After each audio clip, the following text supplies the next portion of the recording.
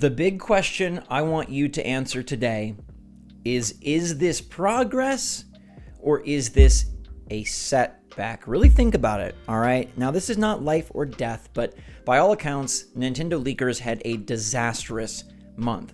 Like probably their worst that I remember. They were just so wrong and so off about so many things, and now it's all quiet.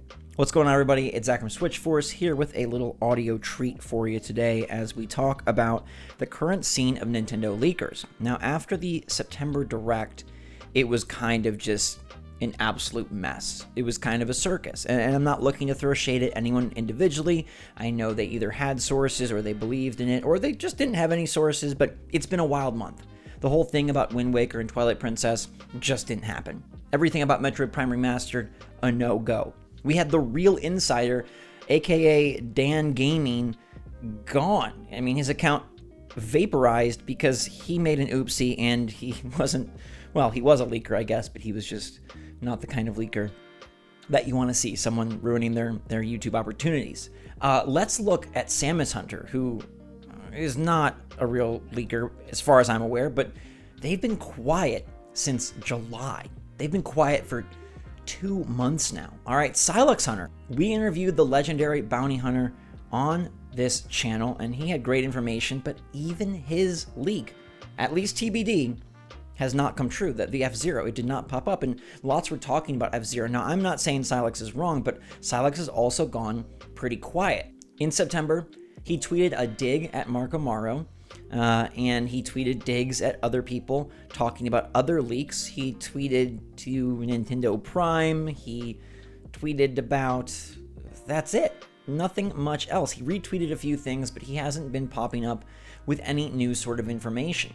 Even the Snitch, who was a very popular leaker over the summer, primarily for PlayStation and Xbox things, has not made a sound since August 19th. Direct Feed Games, aka Nate Drake, aka Nate the Hate, hasn't been making any predictions. Been retweeting game announcements and stating the obvious, commenting on recent trailers, but nothing really new, not at all. Mark Amaro, is he a real leaker? I don't know, but nothing new as well. Just comments and really responding to other pieces of information. And so it begs the question, what's happening here? Has the information dried up? Did Nintendo silence sources, or are the leakers getting cautious? Are the leakers getting worried after a really blown month that maybe they shouldn't just say everything that they supposedly hear? On one hand, the leakers could be getting smarter, wanting to protect their credibility and protect their image. On the other hand, maybe they've just been found out. It's always hard to know who has actual legit sources and who doesn't. Now, someone like Jeff Grubb, I do believe, has a lot of really good sources. He clearly just received mixed signals, trusted the wrong individual. And both him and Mike Minotti admitted, like, sorry, we goofed up. And I don't think anyone needs to pile on any of these leakers, but I do wonder, are they questioning the sources? And specifically in Jeff Grubb's case, we do know what he's doing, because he made it clear in a video he posted back on September 18th. He said that going forward, he won't ever talk about a leak again without double checking and confirming. Now, this isn't like a steadfast ultimatum, but it does sound like Grubb is going to be much more careful about what he decides to put out there. And it's hard because people want it. They're desperate for it. They're hungry. They're clawing at him for some Nintendo leaks and news. But it sounds like he is going to resist that and put his credibility above clickability, if you will. Are they realizing that we, as sort of the consumers of their leaks, right, those who are waiting at the table for them to deliver the desserts, we're becoming more suspicious. We're becoming more attuned to sussing out things that don't seem legit. I've even noticed on the Gaming Leaks and Rumors Reddit that there's been less stuff. Now, it could just be while the information's kind of drying up. We're in sort of an in-between period, right, where we know all the big fall games. The Game Awards are still 2.5 months out, and it's been sort of a strange year given no E3, given pandemic problems, given how the different companies have structured their showcases, and then, of course, given all of the delays. So is it the chicken or the egg? And I think it's a little bit of both. I think there is a lack of information right now. I think we are in an in-between, and I think we still, myself included, underestimate the impact of the pandemic. I think that's part of why the last Direct was so heavy on farming and heavy on JRPGs. I think things that were maybe bigger or maybe more exciting for a larger audience have been pushed, and Nintendo just isn't as transparent about that process. But I also believe that these leakers are taking it easy. I think there's a lot more focus on them, and a lot of that is due to people like me, right? The YouTube scene does bring attention, and I've tried to sift through. Like, I never covered anything from Samus Hunter because it just never seemed right, and Samus Hunter seems to have gone away. And you have to consider from the leakers' perspective, what do they gain besides clout and attention? We talked about this with Dan Allen Gaming, and the Real Insider. Like, he was completely seeking attention and validation and clout. And if you're not getting that, then what's the point? What's the point of running a Twitter account dedicated to Nintendo leaks if people are saying it doesn't matter? In fact, that would be a negative on your life. That would be the opposite. That would be sucking the clout and credibility and validation away from you. And so maybe it just doesn't become worthwhile anymore. I think this is unlikely, but I guess there's also a chance that maybe Nintendo was able to crack down.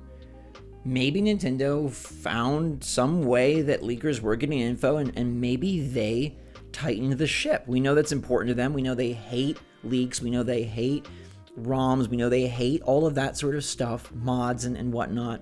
So maybe they did. Like I said, I find that to be lowest in the totem pole, but it's plausible.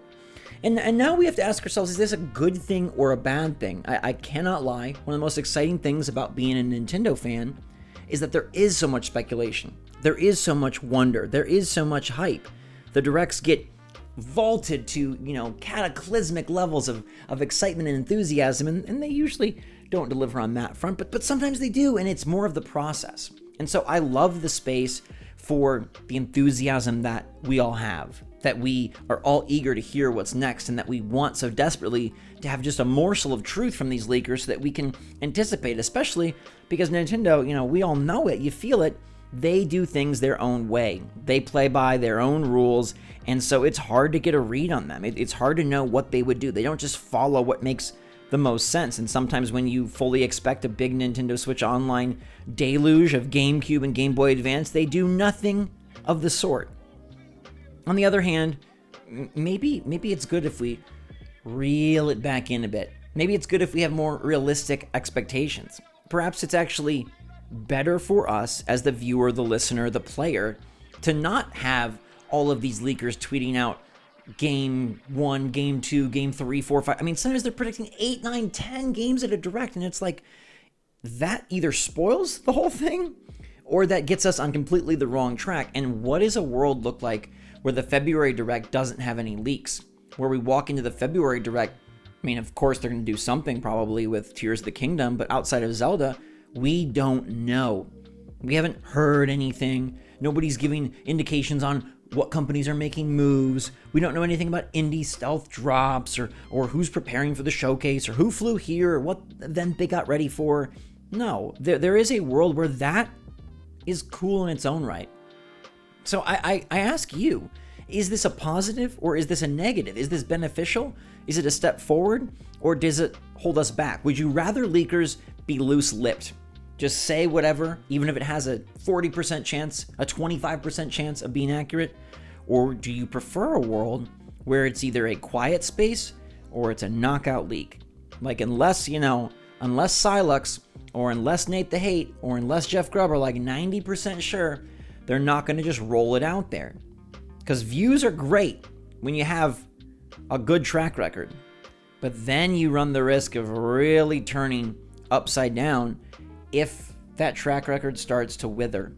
If your information starts to seem less plausible and believable, not because it is, but just because you're no longer the source that you once were. And I do think that this September Direct reset a lot of things for a lot of these leakers, and going forward into 2023, we may see a very different leaker landscape for Nintendo Switch than we saw in 2022.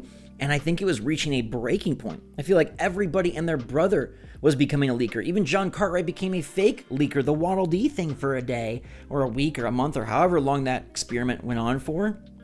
We have fake personalities popping up. We have competing accounts. We have all sorts of things. And now it seems like that bubble has burst. And I'll be paying attention to this space to see if there is a resurgence before the Game Awards, or if they've really been silenced or learned a lesson, or just deciding to stop playing with fire and behave a bit more cautiously. But give me your thoughts on this. Personally, I like not having fake hope.